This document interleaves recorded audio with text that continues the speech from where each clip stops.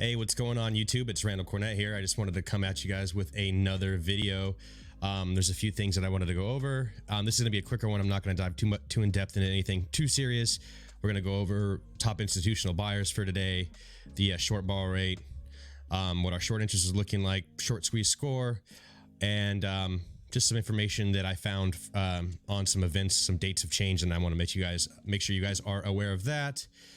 And that's pretty much it. Today in the actual market, I mean, we ended at 971. It was a lot of consolidation today. You can see right here, two pretty big dips, but nothing to be concerned about at this point. I can't stress enough. I just don't think that the price is going to be relevant here. I've been trying to even avoid looking at the charts just because I really believe that in order for us to take this off, I mean, all the pretty things like all the dressing for the, for the cake is good. Volume would be nice, all those different things, but I really believe that it's just going to come down to government intervention, which I've spoke about in previous videos, which I think is undeniably we're in the midst of it happening right now. I think that they're rushing to get a lot of these rulings and filings, into the system and approved as quickly as they can, because they know there's a lot of fuckery going on. That being said, aftermarket's looking pretty barcodey. There's a little bit of a weird, almost looked like it was going to be a cup and handle, but not so much. But anyways, moving past the charts, I'm going to take you guys to some of the Fintel data here now. Specifically who our top buyers are for today. So we've had some good institutional buyers today that have filed their 13F forms. Now, I got to preface this by saying this doesn't mean that they bought the shares today. This is just when they filed. They're making the declaration that they did purchase them at some point. It could be today. It could have been 2 months ago. Could have been 3 months ago. No way to really know, but it just is letting us know that they have secured positions, right?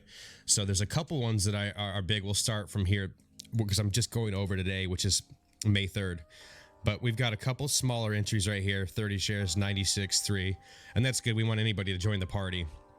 But really, manufacturer's life insurance company here. If you look at their previous position, they had 49,623 shares. After this filing, they've got 206,888. That is literally a 316% change from where they at. So they 3x'd their position, right? And now we're looking at 2 million plus in actual, dollars and cents is what they're spending here. So that's really great stuff. Sandy Spring Bank looks like they bought their positions at 387 shares. That's good too.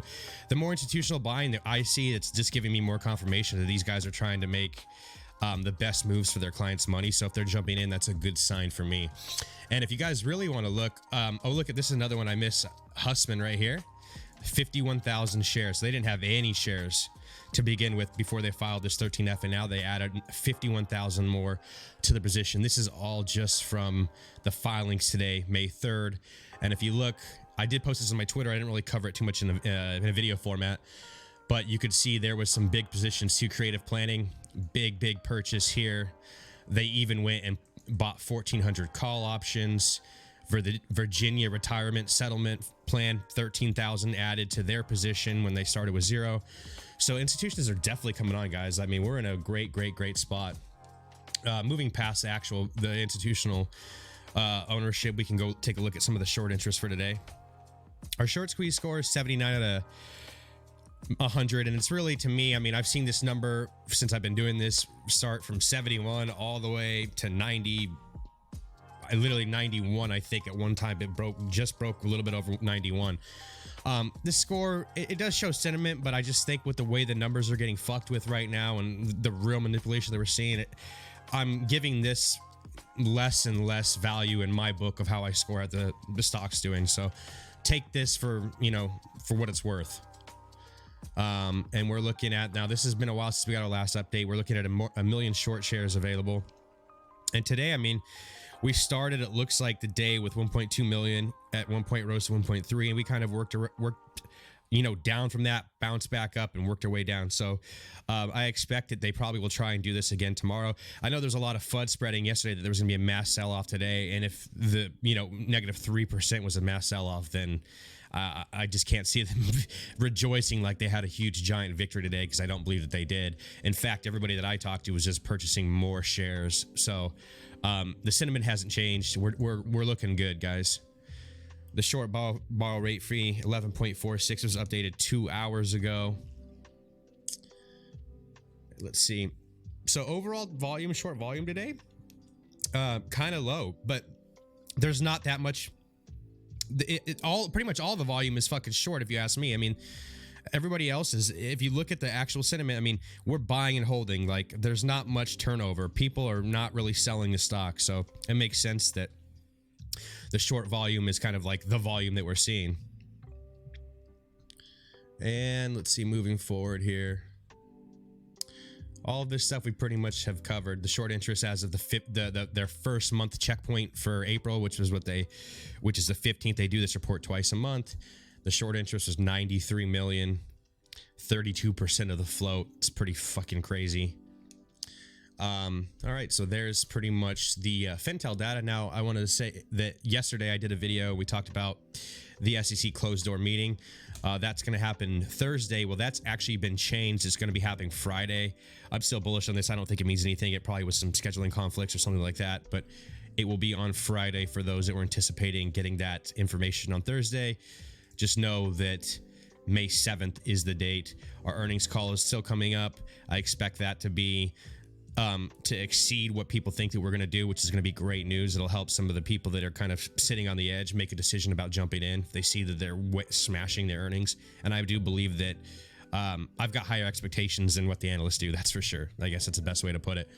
And then before I end the video, I wanted to go over one thing that I did find. I posted this on my Twitter as well, and Jackson Hunter, I know, did mentioned it in his video. I appreciate the shout out, Jackson, but I'm going to go ahead and read it for my guys too in case they haven't seen it yet.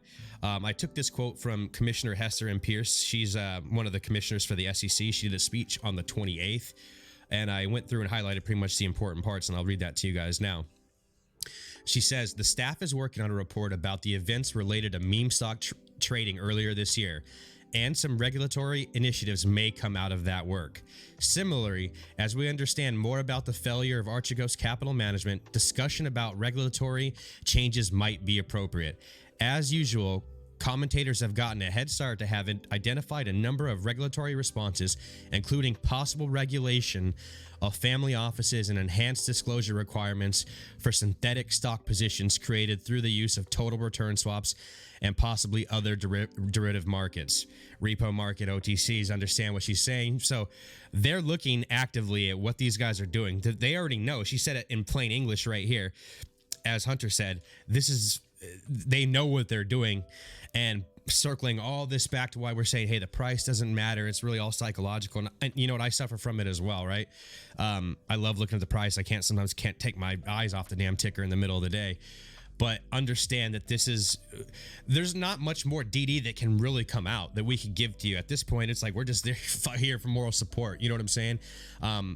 Because the ball is already in motion. Like, this is going to happen one way or the other, and it's more or less a ticking time bomb when, a government agency makes a move. And like I said, I think they're kind of getting trigger happy. I think we are going to see it sooner than later. So I'm happy about that. You guys should be too.